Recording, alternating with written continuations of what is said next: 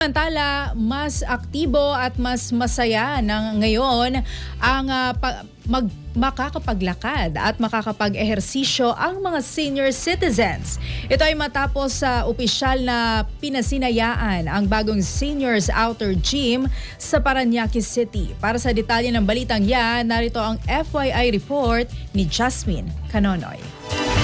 Abante Radyo Live Report. Francis at Raya, isang makabuluhang proyekto para sa kapakanan ng mga nakakatanda ang opisyal ng binuksan sa lungsod ng Parañaque. Kamakailan ay pinasinayaan ang bagong Seniors Outdoor Gym sa Siena Park Residences, Barangay San Valley, na layong hikayatin ang mas aktibo at mas malusog na pamumuhay ng mga lolo at lola sa komunidad. Ang nasabing pasilidad ay bahagi ng mga pangakong proyekto ni Congressman Brian Yamsuan na nakatuon sa pagkapabuti ng kalidad ng buhay ng mga senior citizens.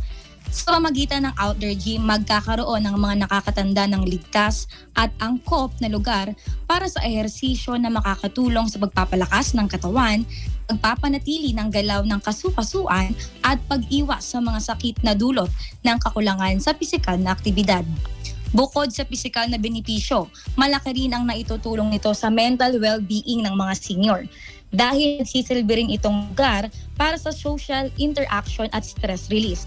Ayon sa mga residente, ramdam ang malasakit ng pamahalaan sa simple ngunit makabuluhang proyektong ito.